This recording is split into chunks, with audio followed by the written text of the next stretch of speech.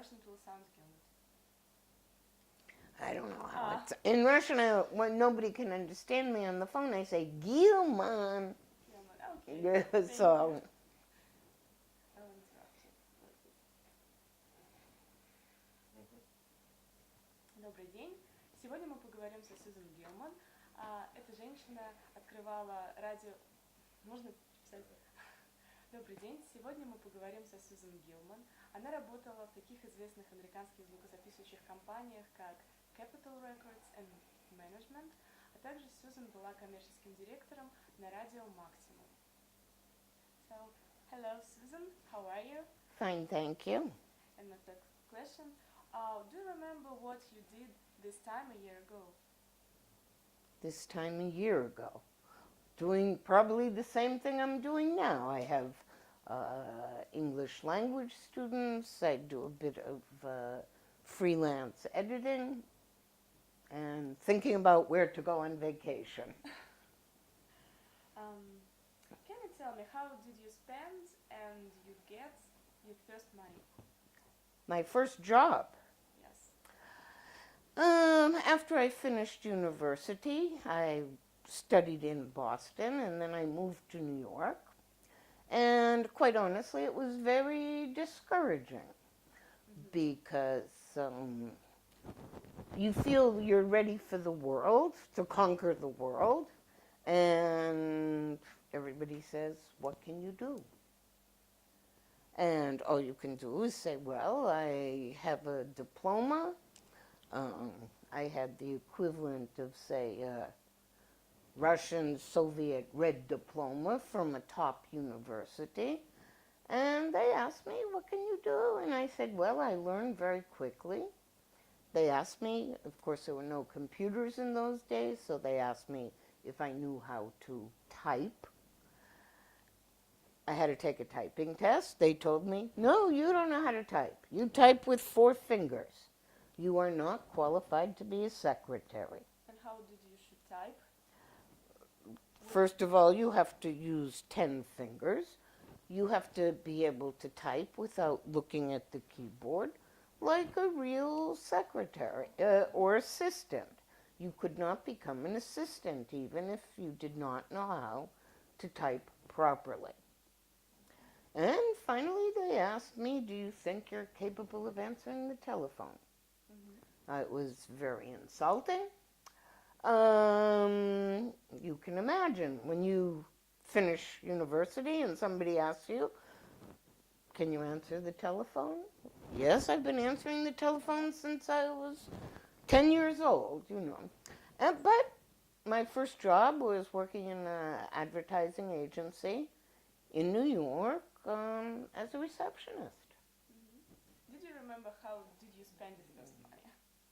My first money, the money was so small that all of my money went towards my living expenses, to pay rent, to pay for food, electric and other utilities. There was very little extra money. And what difficulties did you encounter in the start of your career? Well, I think like everybody else, you want to move quickly.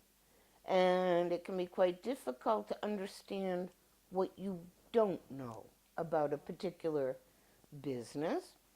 It's very competitive, not just in the States. In Russia, too, it's competitive, although most university graduates do not start out as secretaries or receptionists.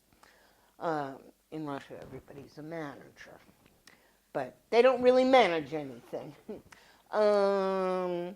So I would get frustrated, not getting enough responsibility fast enough, and I would switch jobs. People would say, oh no, you have to stay a year. But I would switch, and I switched. In each position I would have a little higher position and a little more responsibility. Okay. Can you tell me what did you do when you started working in a record company? I had moved out to Los Angeles. Initially, I moved out to attend graduate school, aspirantur, in business. I studied philosophy as an undergraduate. And I started looking for work. Didn't know what to do. And I saw an ad in the newspaper. We need assistants. I went to Capitol. Well, they told me you're overqualified, which is a standard response in America. But they said we have what we call a floater position. So you float from one department to another. You never know where you're going to be any day. And I started out working in a lot of different departments. I thought everybody thinks, oh, the music business, it's cool. Yeah, it's cool, but it's a business like everything else. So I worked in the accounting, auditing department. The Beatles were suing us. So I had to recalculate how much we owed the Beatles for every song ever written. It was very boring. You could be working in Spare Bank. It's the same thing. I worked in the manufacturing department. I worked in music research. I worked in a lot of different departments floating around before I kind of found my space. And I worked in what's called A&R, which is Artists and Repertoire. So it's the department that looks for new talent. And once we sign a band to the company, then we help find producers and everything else until the record's completed. You told me that when you started working as assistant in a record company, you listened to some tapes, and you should choose who can be recorded in this company. Well, the truth is, it's very difficult to get a record contract that way. People from all over the world would send music. Every day, the mailroom would bring us big boxes of music. Of course, when I started, I wasn't high enough. They weren't really interested in my opinion. They wanted my boss's opinion. My boss was a very famous drummer.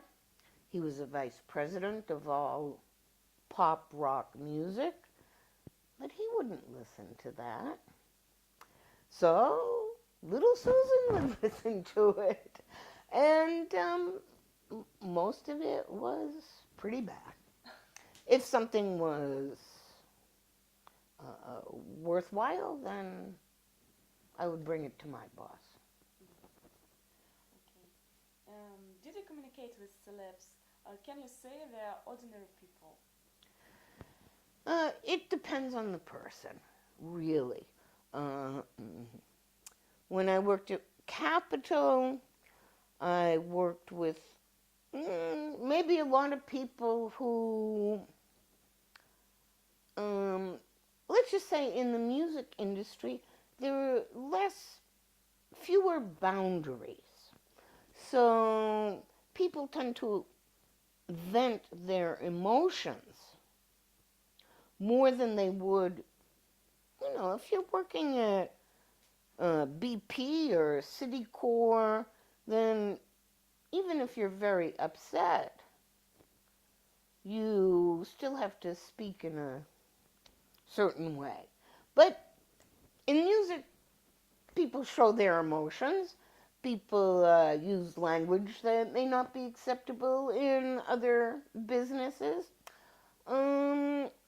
I was very fortunate after I left Capitol. When I worked in management, I worked with a great group of bands.